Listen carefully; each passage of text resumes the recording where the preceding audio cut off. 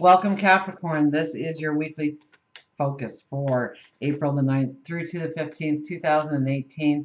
My name is Tilly, and this is Tarot with Tilly, and thank you. Thank you truly for all the positive, loving, supportive energy you send my way each and every day. Now, let's turn to the cards and see what kind of energy they reveal and how to work through it in a positive light to go forward on our path with success. Look at this. We have the Knight of Swords. Now, last week when I got this card, I almost got like we were, going forward in our dreams, our expectations of tomorrow, our goals, our dreams, almost like riding through the clouds, taking it to the heavens ourselves. This week, I see that ground there. So stay grounded. Stay grounded in where you may want to charge forward. Okay, think about it. Hold yourself back a little bit. Pull yourself back.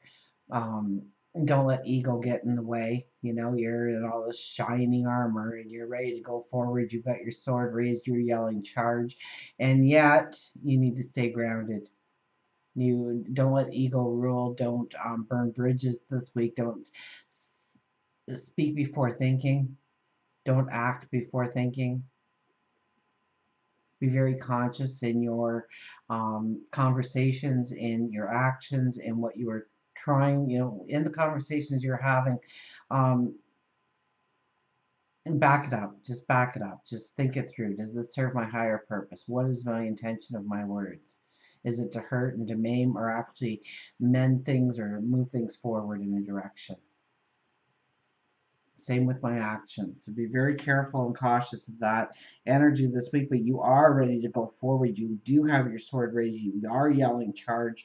Those things are still there. It's just, I see that ground, so I get this a little bit more apprehension in giving you that news of wanting to go forward, because I think if we get into risk-taking and whatnot this week, we could miss out on some great opportunities to move ourselves forward faster and with more of a success and a confidence attached to it. We have the Nine of Pentacles, and last week when I read this card, it was kind of like we're coming through this tunnel. Now, the Nine of Pentacles is a beautiful card because it means the storm has passed. We are walking into this Garden of Rebirth. So it's beautiful, but we are in the shadows here. Once again, I'm getting this, with that gown on, even though it's a brown gown, it's grounded and we have the green around our neck. So we're definitely creative and the energy is flowing. If we walk too quickly, we are going to trip. We could knock ourselves out. We could miss the new beginning altogether. We don't want to cause injury on these last few steps. We want to make sure that we are taking each step cautiously in our path this week. Consciously. So we want to think about what we're saying. We want to think about what we're doing. We want to remember we are still in the full moon energy all week until we reach Sunday, which is the new moon. And Mercury is in retrograde all week until Sunday when it goes stationary direct. So our words are probably going to fall flat, if not create chaos where there wasn't any. And it's not time to plant those new seeds. So we have to be planning. We have to be preparing. We have to be getting ready for the new to begin. We have to be watching our step. And the Fool. There you go. Now, this is also asking us, considering the energy we're in, I mean, we have the Tramp's suitcase there across our shoulder. We are only taking forward with us what is truly necessary to go forward. We are getting rid of the clutter. We are getting rid of all the extras that we have attached to ourselves that are not needed in order to go forward. And maybe they were needed at a time in order to give us strength, in order to give us that sense of security, foundation, groundedness, but we don't need it anymore. And so we need to filter through, because this is kind of like, we're walking into a path where all we have to do is walk it. We don't need anything else. Everything else will be provided to us if we need it. So Definitely new moon affirmations. Definitely new moon affirmations when this card appears in this kind of energy reading. We want to grow our dreams, grow our desires, grow our wants, grow our needs. And I've said this several times, if your dreams aren't big enough, they should be big enough that they're giving you a little bit of fear, a little bit of apprehension, a little bit of, oh my gosh, what if I could put that all together and be that person going forward, or create that dream, or invent, or lead, or be successful in some way, or have that perfect relationship, or grow my strength, my vitality, my well-being. So expand your dream to bigger than it is, and know where you need to simplify in your life in order to really take the leaps and bounds that is being offered to you. Our underlying energy is the Seven of Wands. We may want to stand up there and shout from the top of the hill where we're going, how we're doing it, what's involved, what everybody's role is, how they blend into our reality. Don't do any of that. Okay, this is the unconscious energy. We want to make commitments to ourselves. We want to explore the commitments we are going to ask others to make. We're going to choose our words. We're going to revisit the plan. We are going to meditate, pray, reflect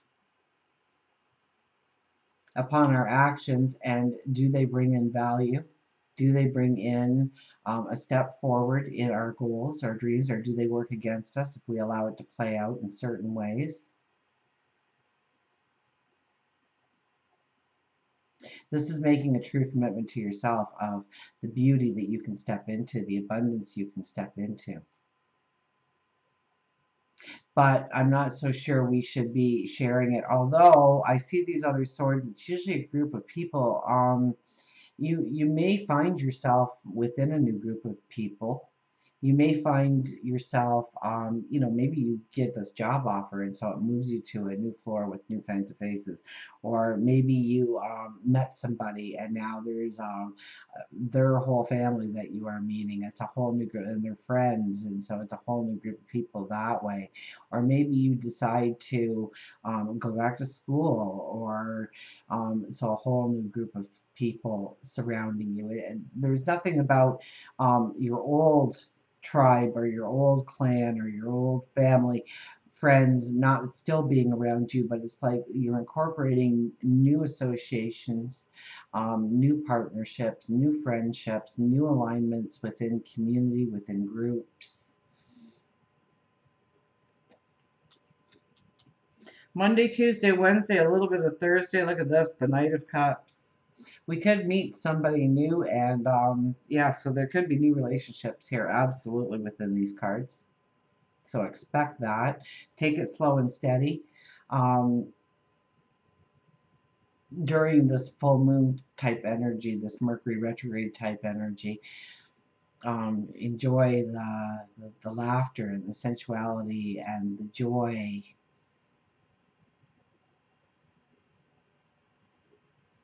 This is a new opportunity arising. This is that dream job or that promotion coming in, or uh, a new charity to work with within the community. This is new goals, new dreams, new desires, but doors seemingly to be in front of you, opening up for you. So pay attention to where your eyes go, or where your thoughts go, or what comes to you in your dreams, sleeping or waking.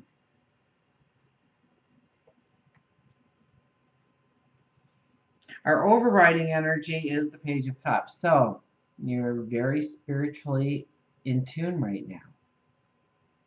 Talk to God, your angels, your spirit guides, the universe, source, whatever you call that divine energy that surrounds you.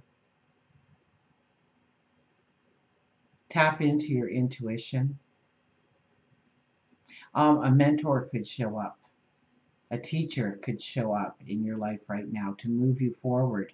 Or you become the teacher or the mentor, depending on your life path. This is to turn away from the negativity, the things that can completely wash you away. Okay, we need to stand very firm, and we are standing very firm and strong in who we are and where we're going and our goals and dreams. But if we turn and look at the chaos, we're going to get that, oh no, and it's going to topple us. It's going to wash us away. It's going to take away our strength, our vitality. So stay away from the negative. Don't get into word matches, or who has the most knowledge, or who's right in the situation, or what needs to be done and when it's going to happen, kind of stuff. This is a time to turn inwardly. This is a time to really understand your strength and to figure out some things about your path forward. Getting those revelations, getting those epiphanies, getting those aha moments through meditation, through prayer, through having that conversation seemingly with yourself. And then as we go into the weekend, look at that, we have the Knight of Wands. Our cape is fluttering in the wind. We might get a little risk-taking here, so be careful of that. We want to do it all in a day. It seems like this energy hits us, and we just want to do it all in the day. This is the time to plant the seeds, not harvest the crop. So we don't want to do it all in one day. Anything that is worth doing is worth doing right, and it's worth the anticipation of waiting, and it's the journey that makes the experience so incredible and divine. Success is the only word in our vocabulary. Failure, we don't even recognize what that word is. So as the weekend comes around, we are more capable of stepping into the words we want to say, the conversations we want to say, the actions we want to do. So this could be the planting of the seeds here. Absolutely. Now in work and career, the star, making the impossible possible. Oh, new moon affirmations, absolutely for you guys. You see now where you can step forward, and this would probably be a homegrown uh, entrepreneurship or something that you've always wanted to do, something that you always, maybe it's a hobby, and now you're going to turn it into something that you love doing anyways, you have a passion for anyways, but it creates abundance for you or a wealth for you. This could be seeing how you can actually meet the criteria for that promotion. Maybe not this time around, but you start working on it so that when that promotion comes around again, you'll be the one taking away that promotion. You'll be the one getting it. So it could be, this could be the starting of something that is long term down the road. But you see, you understand how you can step forward, you can step into it, you can start making the plan, you can get goal oriented about it. It becomes tangible, it becomes something of a reality for you. So that's kind of exciting, isn't it? The page, or the page, I looked at the Page of Cups, and here we are talking about the Page of Cups. Love, relationships, the Empress, new beginnings, new starts. This is a beautiful card for relationships. This could be a new relationship coming in. This could be understanding how to take that relationship that you are in to the next level or deeper, to give it a rebirth or a birth, so to speak, making the plans for how to go forward within the relationship. Like I said, we are in the full moon energy, we are in Mercury retrograde energy. So this isn't the time to really talk about things as much as it is designing it in your mind, growing it in your dreams, in your meditations, in your, to start setting the plan down on paper, to start journaling. Okay, journal about, where you want growth and change in your life, and the beauty and the abundance that's going to come in because of it. That would be a perfect thing for you to journal about this week.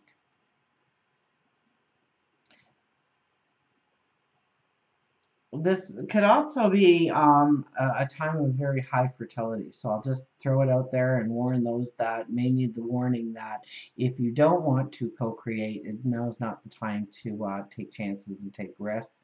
But if you do, this is a beautiful energy in which to bring a child into the world.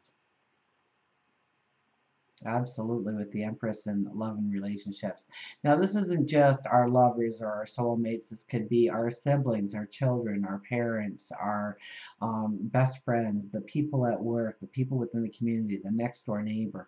This is all about the new starts that can form, the rebirth that can happen within these relationships. Attach yourself to not only your heart, but your wisdom as well.